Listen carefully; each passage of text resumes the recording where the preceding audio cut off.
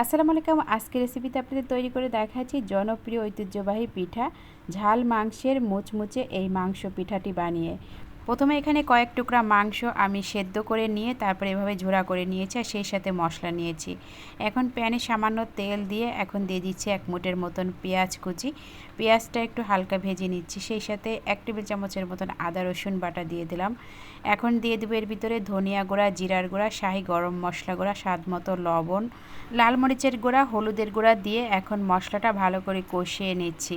তারপর এখানে আগে থেকে সেদ্ধ করে নেওয়া গরুর মাংসর ঝোড়া মাংসটি দিয়ে দিচ্ছি। আপনারা চাইলে মুরগি বা খাসির মাংসটাও দিয়ে এই পুরটা বানিয়ে নিতে পারেন। এখন ধনিয়া পাতা কুচি আর কিছু কাঁচামরিচ কুচি দিয়ে আবার আমি এই তো মাংসটা ভালো করে ভেজে নিচ্ছি। খুব বেশি সময় ভাজা লাগবে না, অল্প সময় ভেজে নিলে হবে। এখন মাংসটা ভাজা হয়ে গেছে, নামিয়ে নেব। নামিয়ে ঠান্ডা করে নিচ্ছি। এই ঠান্ডা হতে হতে রুটির ডোটা বানিয়ে নিব। এর জন্য আমি এখানে 1.5 কাপ পানি ভালো করে ফুটিয়ে নিয়েছি, স্বাদ মতো লবণ আর এখানে সামান্য একটু সয়াবিন তেল দিয়ে দিলাম। 1 কাপের মতন চালের গুঁড়া আর 1/2 কাপের মতন আটা দিয়ে দিলাম। দিয়ে এখন এই ডোটি আমি বানিয়ে নিচ্ছি। ভালো করে মিশিয়ে ডোটি সেদ্ধ করে নিব। সেদ্ধ হয়ে গেছে, এখন একটি প্লেটে নামিয়ে ঠান্ডা করে ভালো করে মথে নিতে হবে। হাতে একটু হালকা হালকা পানি দিয়ে এভাবে ভালো করে একটু গরম থাকা অবস্থায় এভাবে ভালো করে মথে নিতে হবে। ভালো করে মথে নেওয়ার পরে এখন গরম গরম রুটিগুলো আমি বানিয়ে নিব। এখানে আমি একটি মিডিয়াম সাইজের রুটির মতন বেলে নিচ্ছি।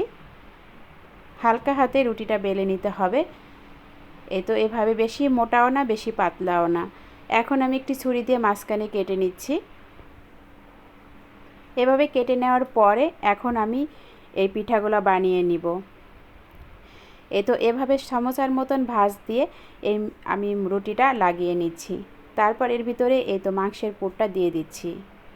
পিঠাটা বানানো খুবই সহজ আর খেতেও কিন্তু খুবই মজার। এখন মুখটা ভালো করে আটকে দিচ্ছি যাতে পুরটা না বের হয়ে যায়।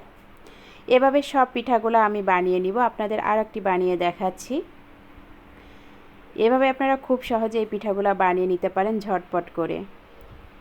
এই তো আরেকটি পিঠা বানানো হয়ে গেছে। এখানে সবগুলা পিঠা আমি এভাবেই বানিয়ে নিয়েছি। এখন ভাজার জন্য তেলটা ভালো করে গরম করে নিয়ে এখন মিডিয়াম আঁচে আস্তে আস্তে এই পিঠাগুলো ভেজে নেব। এখন সবগুলা পিঠা দিয়ে দিচ্ছি। পিঠাগুলো একটু সময় নিয়ে ভেজে নিতে হবে। এক পাশ হয়ে আসলে অপর পাশ ওইভাবে উল্টে পাল্টে দিতে হবে। একটু লাল লাল হয়ে আসলেই পিঠাগুলো আপনারা নামিয়ে নেবেন। পিঠাগুলো আমার ভেজে নেওয়া হয়ে গেছে। এখন সব পিঠাগুলো আমি নামিয়ে নিয়েছি।